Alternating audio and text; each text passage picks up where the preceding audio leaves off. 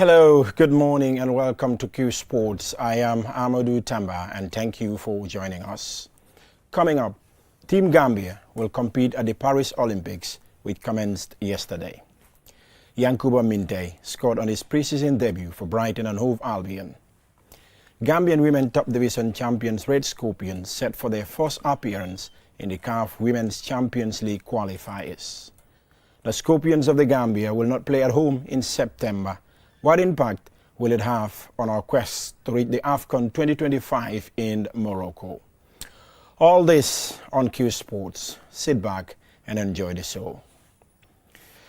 Now, we begin with the Summer Olympics in Paris, France, which officially opened with a spectacular ceremony on Friday, the 26th of July, 2024. It was one of the most memorable moments in Olympics history, as the ceremony was held outside a stadium on River Seine, with booths for each delegation, all booths equipped with cameras for viewers to see athletes up close. Gina Bass and Fine Jai were Gambia's flag bearers. Gambia is represented by its biggest contingent ever to an Olympics event, with 7 athletes from 4 sporting disciplines, namely Gina Mariam Bass Bite, set for 100 and 200 meters, Ibrahima Kamara for 100 meters, Fine Jai for judo, Alassane Anne for taekwondo, 100-meter swimmer Aminata Nia Maria Barrow, men's 50 meters freestyle Usman Job, middle distance runner Sanu Jallow, who is preparing for our Olympics debut in the 800 meters. Gambia has never won an Olympic medal. Are we set to record history in Paris? But first, let's get a report by our colleague Momodu Gajaga on the Olympics. Gina Mariam Bass Bite, the Gambia's most accomplished athlete, will lead the country in their 3rd Olympics. Having competed in Rio in 2016, Tokyo 2020, Paris 2024 will be her 3rd consecutive appearance. Gina Mariam Bass Bite, who signed an endorsement deal with Qcell as a brand ambassador 2 weeks ago, is anticipated to continue her great form this season in Paris. She won 2 gold medals at the African Games in Ghana in the 100 meters and 200 meters, and also won 100 meters gold in the African Senior Championship last month. Ibrahima Kamara, fresh from smashing his own national record and setting a new one, will hit the tracks in Paris after becoming the first Gambian to run under 10 seconds. Despite failing to secure a qualification time when the window was open, his recent achievement should serve as a morale boost as he competes against the world's quickest sprinters. This will be his 2nd Olympics, having also competed in the Tokyo Games of 2020, when no spectators were allowed due to COVID-19 restrictions.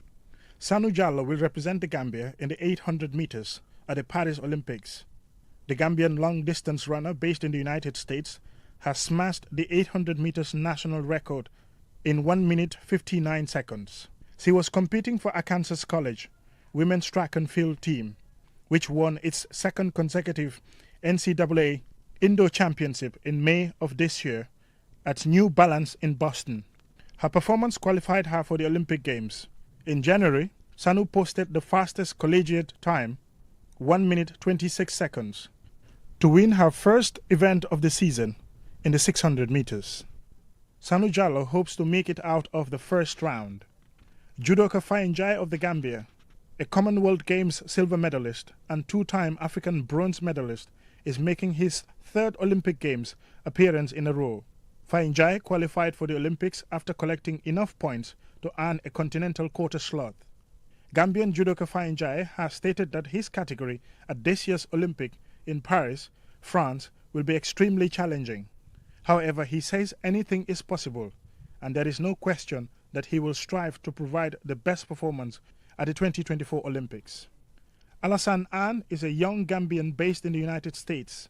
He will represent the Gambia in Taekwondo. It will be the first time the country is represented in this discipline at the Olympics. A bronze medalist in the 2022 African Championship was one of the positives from Anne's first year as a Gambian athlete. In swimming, two Gambians, Usman Job and Aminata Nia Barrow, will take to the waters in Paris. Usman Job stated that his target at his maiden Olympic appearance for the Gambia is to represent the country the best way possible and possibly once again break his own national record.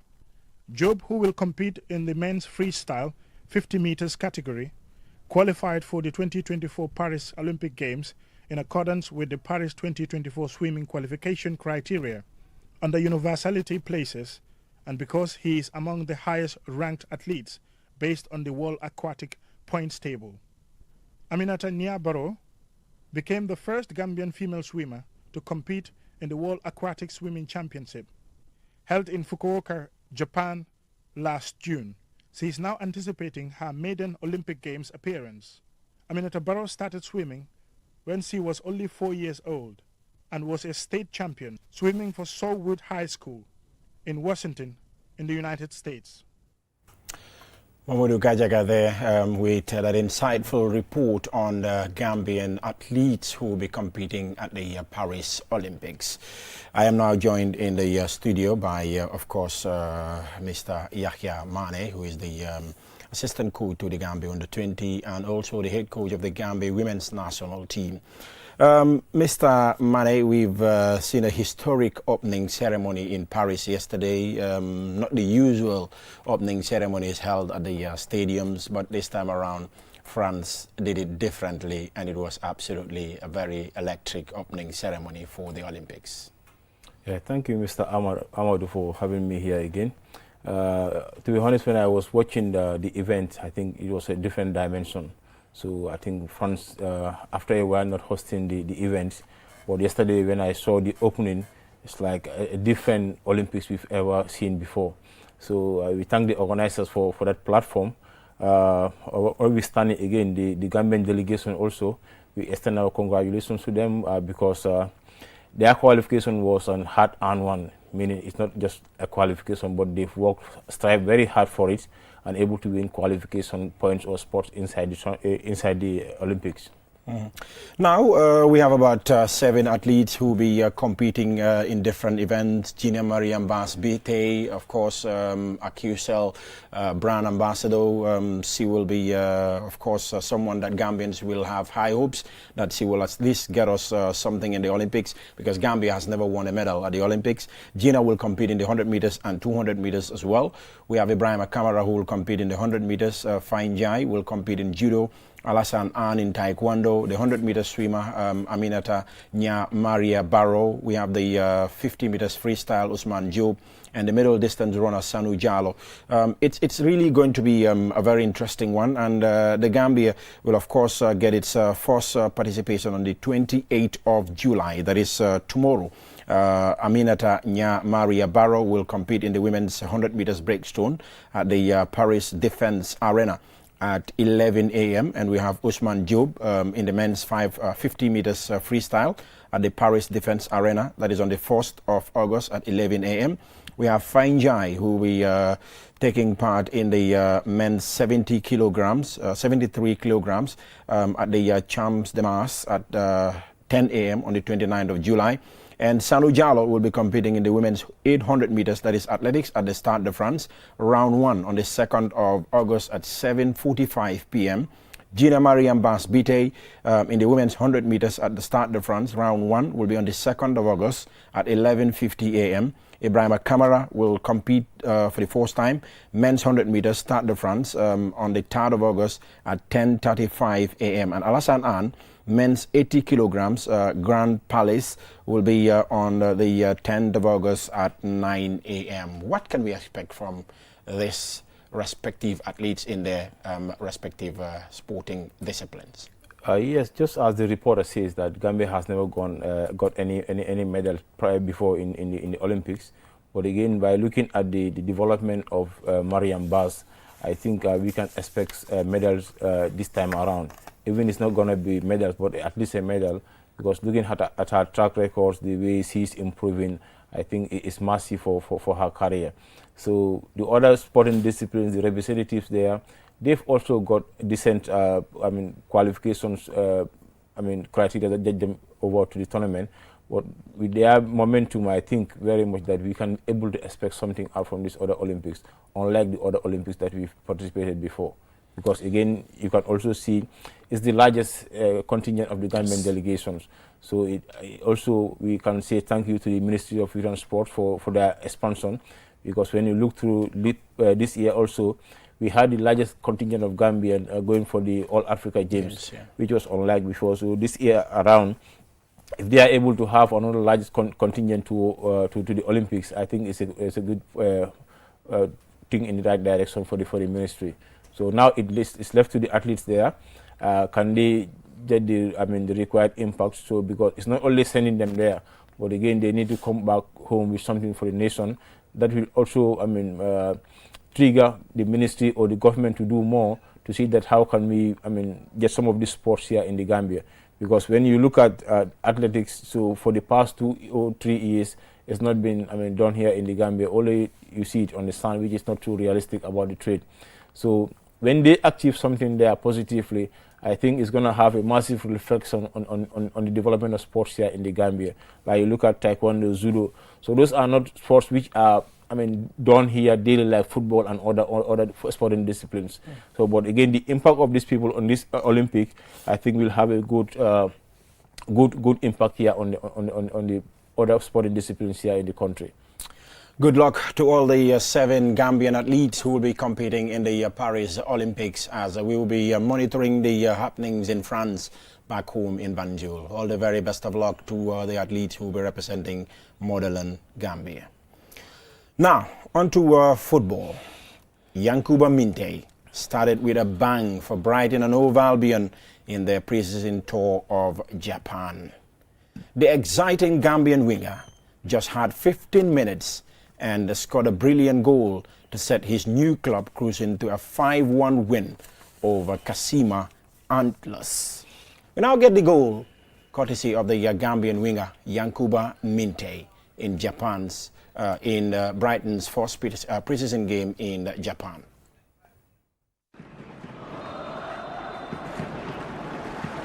So off and underway in terms of fitness, says Hertzela.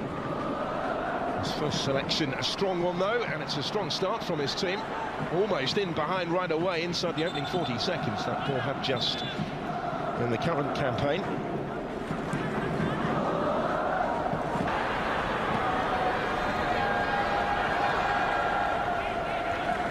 That's 12 games of the previous Premier League season, having forced his way into the side. He's still only 20.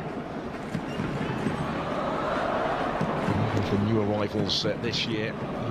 Second top scorers in J1 this season, Kasima Antlers. They started pretty strongly with the pressure being applied here. This season in the 39 goals. Nakama, and support from Anzai. Shibaseki, struggling to get hold of it. Hoping to prove himself as the youngest ever permanent manager in the Premier League. Brighton kick off their campaign. Here they come with Matoma. Might open up for the shot for him. It did. It's deflected. And Samuels. James Milner threading it forward. Yeah, Minter had made the run. May yet apply the finish as well, and does. Took it beautifully. Yankuba Minteh on his first appearance in Brighton blue and white. Double digits for goals in the Eredivisie on loan at Feyenoord last season from Newcastle.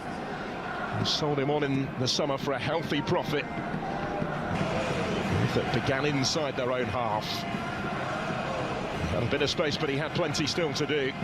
And did it with a real degree of composure.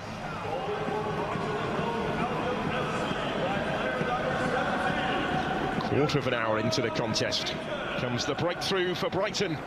He was a regular in that role at the end of last season.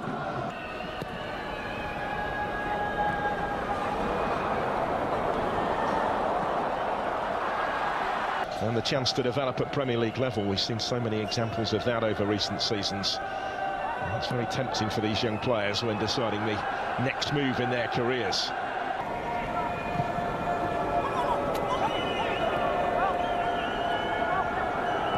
Minte again forward. Haran had made the run, it wasn't quite precise enough for him.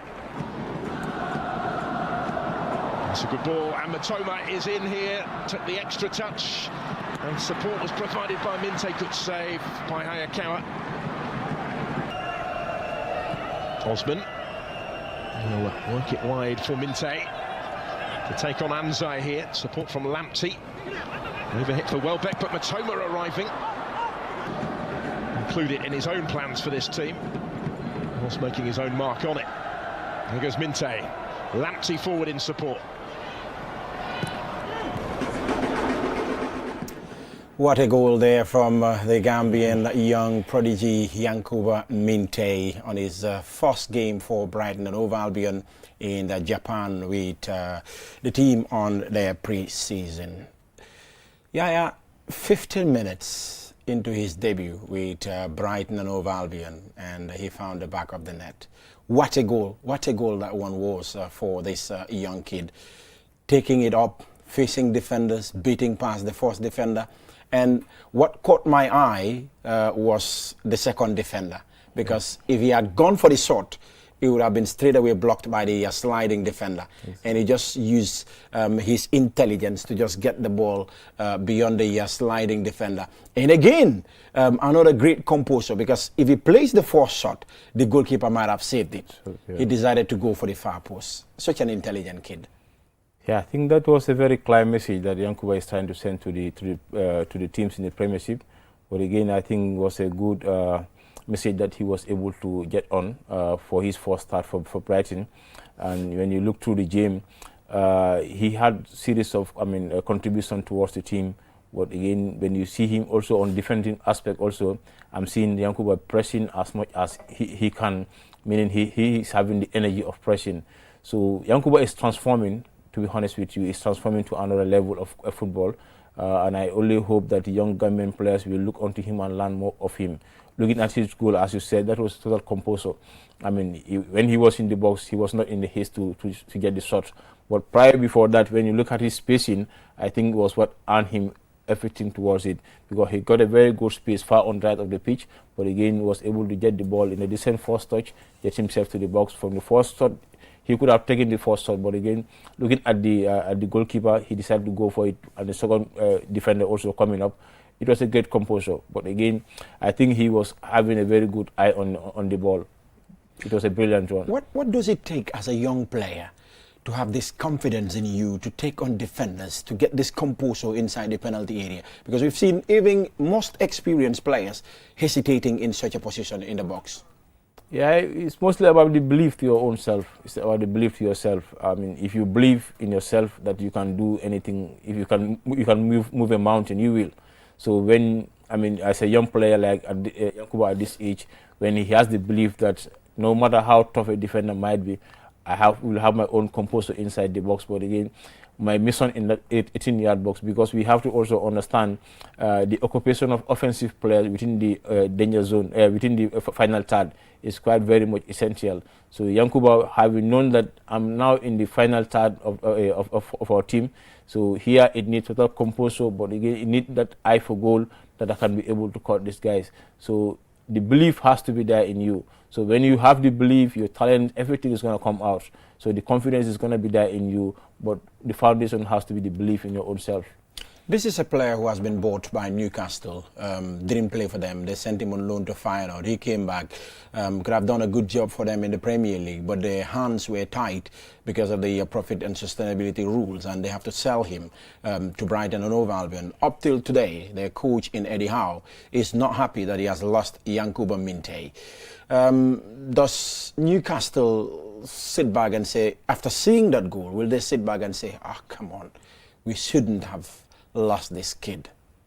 Yeah, when you most of the time listen to the interview of the coach, or the text you read, it's like he doesn't want to lose Yankuba, but due to the financial playbook also they have to do it. They have to do it. But also Amadou, I'm not seeing Yankuba going beyond one season in Brighton. No, I'm not seeing that. Bigger guns will come snapping. Absolutely. Just as the guy says, football is business. So Yankuba has got the opportunity now. But to get himself next to the next level, it depends on Yankuba. but the transformation I'm seeing in him, the determination and commitment, everything, I'm seeing Yankuba leaving Brighton at the end of the season. So it's down to him as a player. But what I can focus is like I'm not seeing Yankuba staying in Brighton beyond 2025 with the impression he started with in the preseason. So I hope that he's going to transfer that to the league. Then I think the future is going to be much better for him. But for Brighton, for 2 seasons, I'm not seeing Yankuba there. Wow. Yeah, as someone who has worked and is still working with young players in this country, seeing Yankuba Minte's trajectory in the professional game within 2-3 years, he has hit this height. At some point, Yankuba might have been sitting watching Danny Welbeck on TV playing for Manchester United, watching even Kaoru Mitoma playing for Brighton and Hove Albion. And today, he's playing together with those players, and even those players have to run chasing him to celebrate that goal for Brighton and Hove Albion. Psychologically and motivational wise, how does players live up to these big happenings around them? Yeah, it still have to go back to that self-belief that as I said before. But again, you're saying Yankuba sitting watching Welbeck playing for Manchester. Yeah, that's the thing. But again, looking at Yankuba on the windows of the national team was, I mean, the last time I saw his picture on Facebook when he was a landsman doing so. Exactly. So you could see that this boy was destined for something. I mean, he's there for something. So what again, going to Brighton, having some of those big players like Welbeck over there, that will serve as a motivation for him. So some of those senior players, they are so open. I wish you go to an environment where you work with most of them. They are open to young players. They give you all the support, all the motivation that you need as a young player to grow, because they know it is also part of their responsibilities to create an environment of whereas these young kids will have a very conducive environment for their growth in football. So having those experienced players over there, I think is going to be a very good thing for Yankuba's career going forward. So that's why I told you in the onset that I'm not seeing Yankuba stay in that team beyond 2025. Big problem for the English Premier League defenders, huh? Absolutely, but also yeah, he has to work hard. Yeah. Yes. He has to work hard. We've seen other tough players that came from other leagues and coming to the Premiership. It's a different world of football. Absolutely, it's a different world of football. But with Yankuba, with what I'm seeing in him, I think he can make it up. He just need to stay focused and get to himself that football is my trade. I'm gonna get focused and build on from there. So also this might not be essential to some people, but when I also saw that he got married at that time, I think was the best thing for him. It was the best thing for him. So seeing how getting that responsibility, I think was a good one for him. It was the best timing that he could have done. Okay. Some people somewhere might think, no, it's too early for him. It's the best timing for him. It's the best timing. To me, it's the best timing for Yankuba. Okay. So let's wait to see beyond 2025 where you see this boy. Okay. Absolutely. The love of a coach as a player is also very fundamental in the player's progression. The moment he stepped into the Brighton and Hove Albion setup, I saw a video not long ago of the coach asking Yankuba's teammates as to whose birthday is today. And the players responded, it's Yankuba. So it's like they know. And the coach was like, oh, you know that it's Yankuba's birthday, good teammates. So that alone sent a signal out there that the player is loved within the Brighton family. And the players have to sing a birthday song for him leading to their first game in the preseason. And he really stepped up within 15 minutes and got the goal. The environment for you to excel is also very key as a player. Yeah, and the architect for that is the coach. So he having that platform for Yankuba, I think was in the right direction. So these are so common in football world when you go over there. But as I said, the architect of the environment in any club for any player is, designed by the coach. So he has to get to the core of everything and set out everything for the young players. So having the coach there as an architect in one way, but also having these senior players by your side, I think it's a very good one for him. Thank you very much, Yaya Mane, and all the very best of luck to Yankuba Minte. Let's get a second video of Yankuba. We saw that celebration. Where did he got that celebration? Yankuba will tell us. Looking forward to score more for them, eh? What was the celebration? Yeah, what's the celebration? We say I take it from my teammate. So I tell him if I score a goal, I will do his celebration. So I did that. Who's the teammate? Quentin Timber. You got that from Quentin Timber. That was his teammate at final, eh? Yeah. The Dutch defender. Well, all the very best of luck to Yankuba Minteh. We can't wait to see him don the blue and white Brighton jersey in the Barclays English Premier League. We're all going to be Brighton fans. I tell you that I'm die-hard Brighton because of Minteh. So mind you and watch out for the kid. All the very best of luck in the Barclays English Premier League, Yankuba Minteh. Now, we move on. Gambia's women's double champions, Red Scorpions, are set for their debut campaign in the CAF Women's Champions League qualifiers. Chorombenga and her girls will face Eagles de Medina before squaring off with determined girls, then Wemo Queens FC of Sierra Leone and AS Mand. The tournament will be held from the 1st of August to the 11th in Sierra Leone. We first hear from Babu Karsi, the Red Scorpions media officer. Winning the GFF Women's First Division League in 2023-2024 season secured them an historic spot in the CAF Women's Champions League. As the first team from the Gambia to play in the competition, they could be facing such continental heavyweights as Determined Girls FC of Liberia, AS Mande of Mali, AS Angelis de la Medina of Senegal, and Maguemo Queens of Sierra Leone, the tournament's host. The draw will take place later today at the CAF headquarters in Cairo, Egypt. Babu Karsi serves as the Red Scorpions media officer. Very excited. Red Scorpions will go down in the history books of Gambian women football as the first club to participate in a CAF competition. We're talking about the CAF Women Club Football Championship qualifiers, which will be held in Sierra Leone in Bo City from the 2nd to the 12th. The team is excited. The girls are hungry and ready to sting. After winning several championships in the country, they're ready to test their skills outside the country, and thanks to the management that have fulfilled these dreams for them. And we also want to thank the Gambia Football Federation for supporting us in making sure that our registration went smooth to participate in this CAF Women's Club Champions League qualifiers. Red Scorpions said they are funding their trip to Sierra Leone, and it has been a challenge securing the finances, according to Babu Karsi. Fortunately, there is no finance coming outside. Everything and anything that we do, it's financed within the club. And the club's only source of income as we speak is from winning the league that the Football Federation stages. We have some little money in our accounts that we put together to secure these tickets for the girls to fly to Sierra Leone. And there's no source of income coming from outside. When you qualify to participate in the CAF Club Champions League qualifiers, either the Champions League or the Confederation, the Federation gives you $250K and a 5-day camping at the Goal Project to prepare, and that's exactly what we are getting from the Federation, apart from helping us again to register and meet the criteria.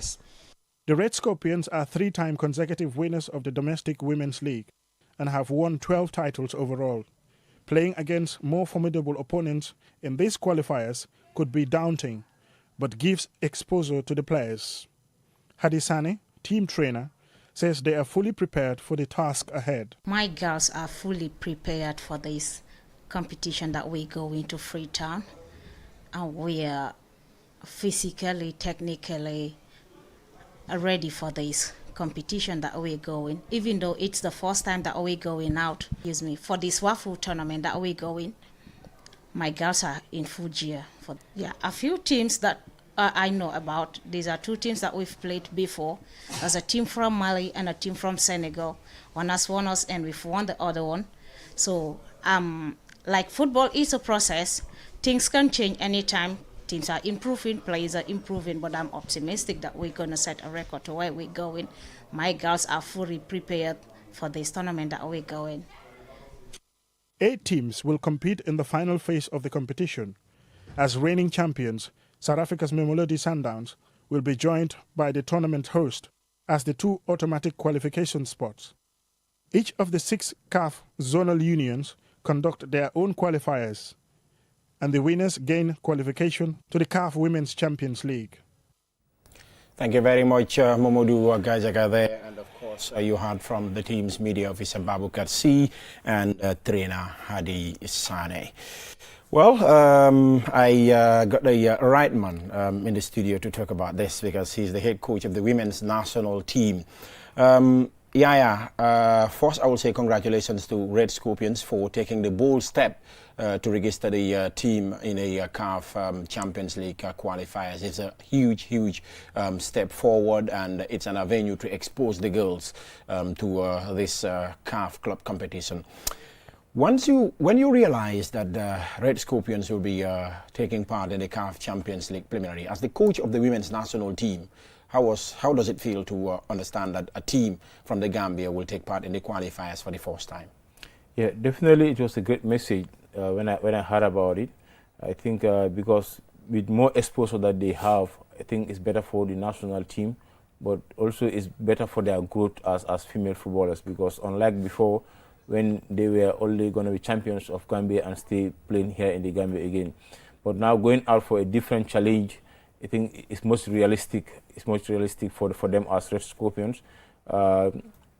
Developmental-wise, it's good. It's good for the national team when you have a lot of players going outside there on other engagement internationally.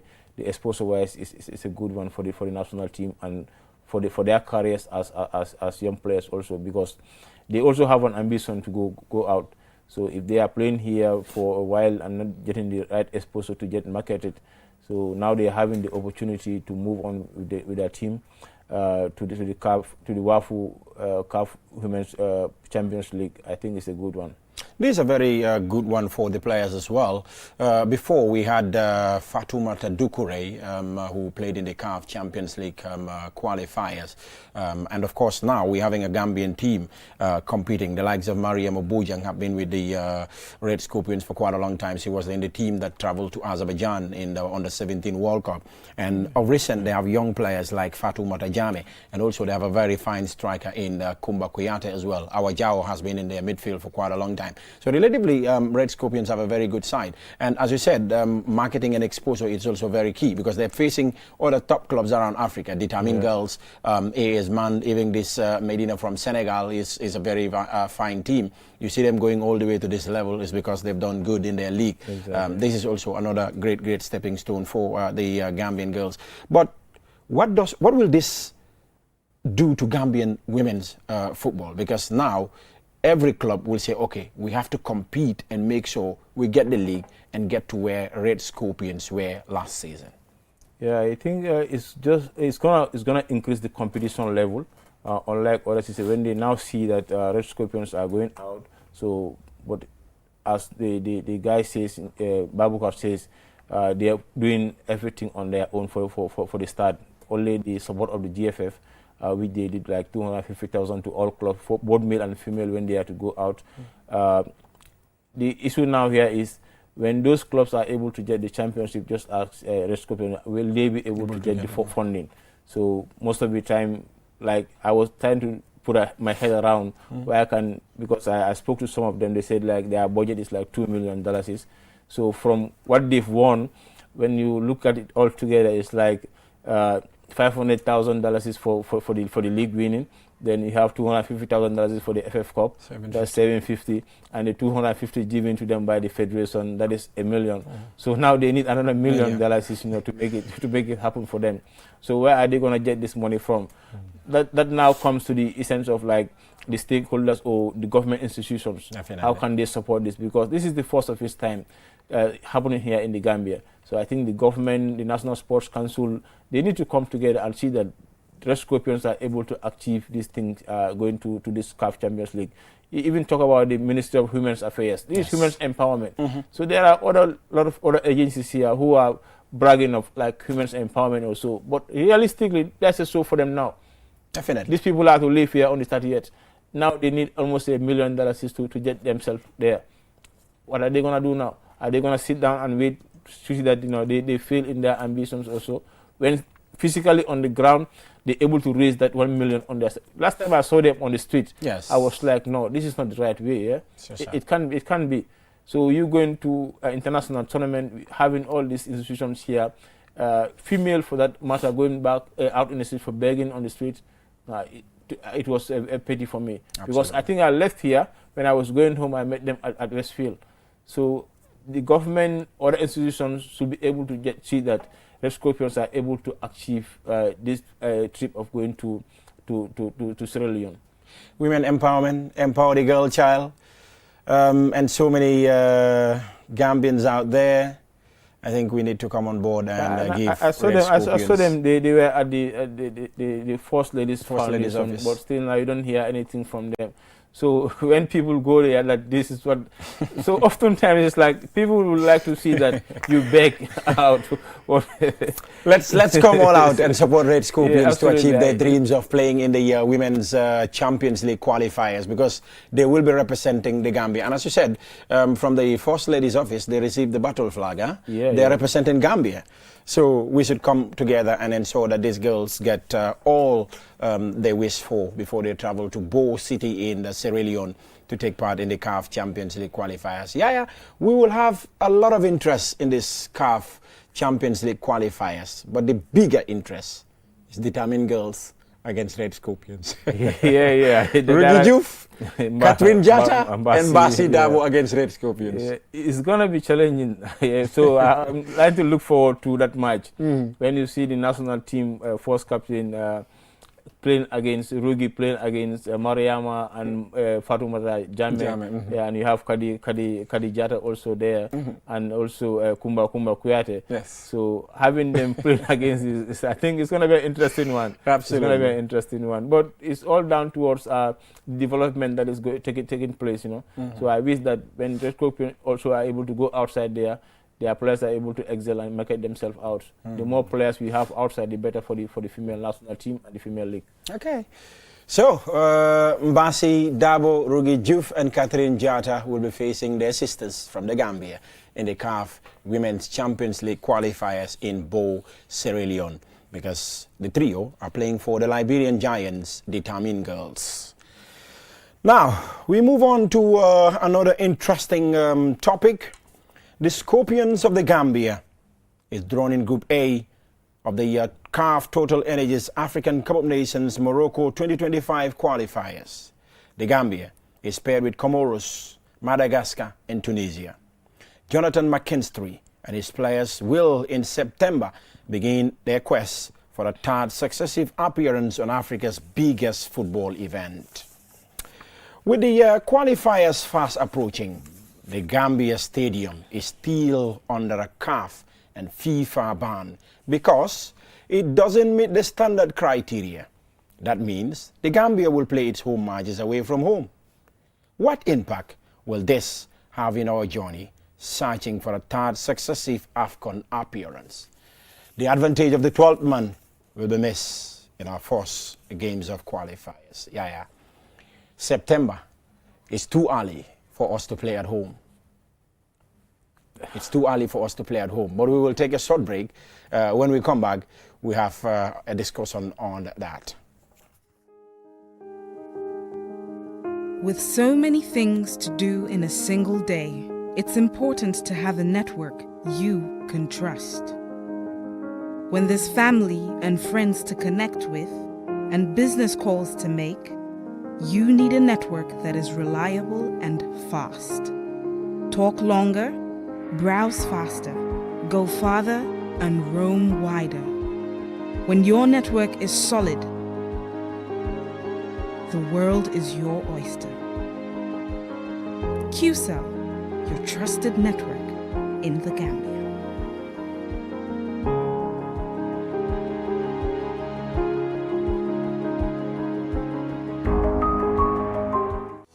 Have you been looking for the perfect indoor router with long-range Wi-Fi coverage and faster internet speed connecting all your smart devices? Well, we present to you the Qcell Indoor Router, a router that has all you need and much more. For just $4,275, you can get 4G plus internet speed, wide coverage, and connect up to 15 devices. That's not all. The indoor router can be used for both office and home needs. So, enhance your internet experience with our indoor router. For more info, call our customer care on 111. Qcell, Sunubus, we innovate, others follow.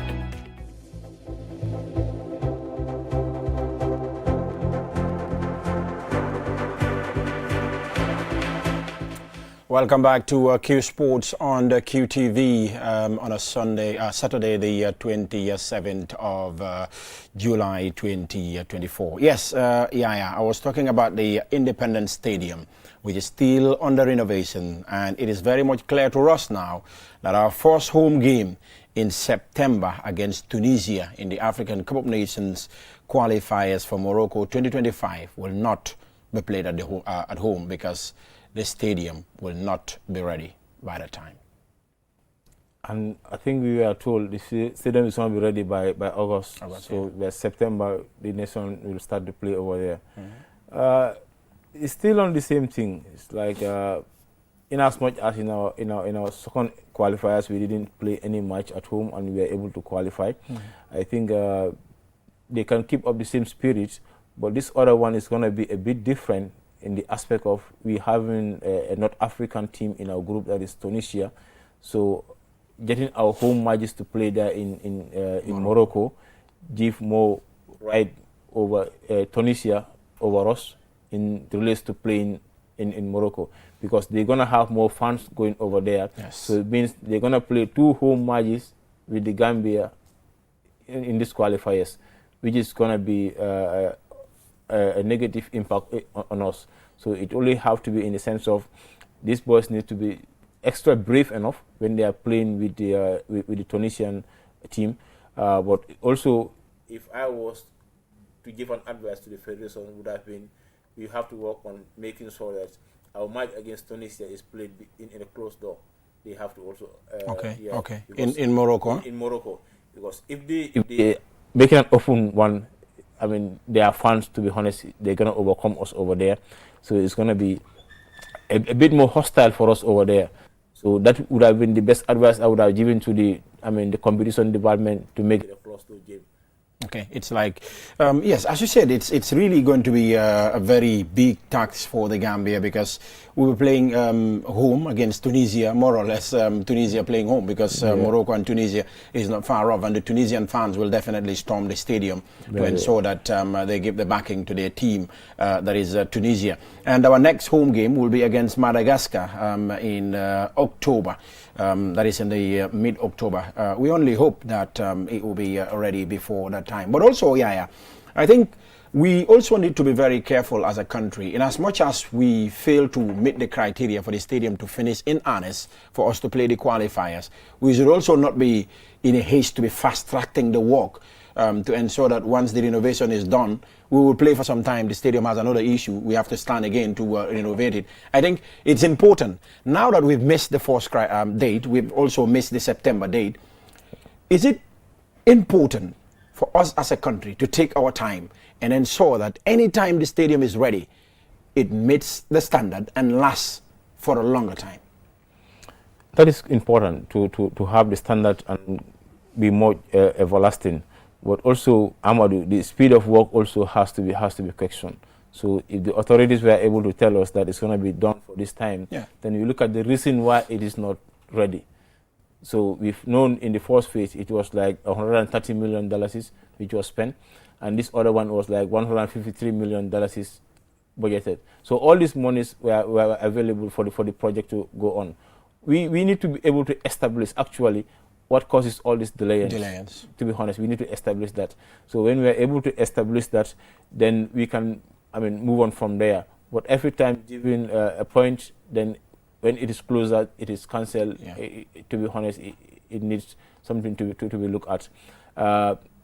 When, to me, at some point was like, before we put it up that almost $300 million is onto renovation, I would have just said, let's start a new stadium with that. So when we start a new stadium with that, that is going to be in line with the modern days demands of a stadium.